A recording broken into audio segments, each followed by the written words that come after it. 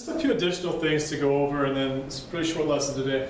Orthogonal is a fancy word meaning at 90 degrees. And if you're thinking, wait a minute, we got something that called a right angle. Yeah, it's pretty much the same thing.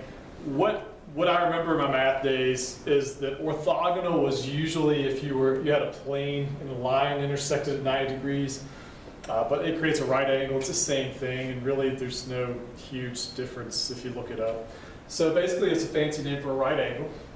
So the question is, what's the dot product for two orthogonal vectors? So if I am a dot product, again, think of it work. If I'm trying to go this way with a sled, I'm trying to accomplish that by lifting it off the ground, think about how much that's really going to do. So let's think about the dot product by definition. Well, at some point, regardless of what these vectors are, there's going to be a cosine of 90. You're going to multiply by cosine of 90. But what is cosine of 90? Okay, well, that's 0. So basically, whatever I have for these magnitudes, they're going to get multiplied by 0 at some point. So the dot product for orthogonal vectors is 0. Next question is, what kind of angle does a positive dot product show?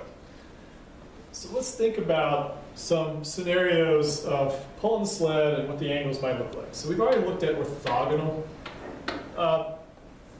Pretty dumb way to try to pull a sled this way by pulling up. It's just not going to get you anywhere. So if this is my A vector, this is my B vector. If they're pulling in the same general direction, your cosine value of that angle is going to be less than 90. And let's think about what we know about cosine values that are less than 90. Of course, 0 is the lower end there. Well, they're always positive because it's in the first quadrant. So let's just think about that as positive.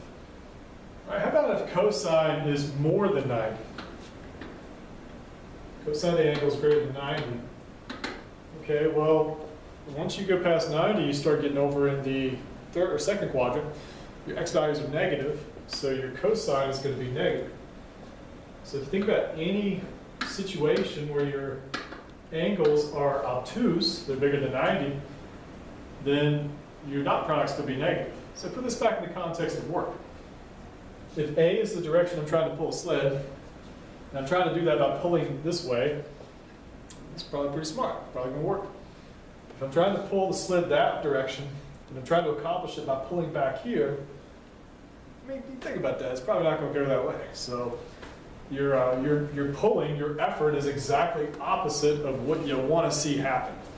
So if you have a positive dot product, your angle is acute. And the next question is, what kind of angle does a negative dot product show?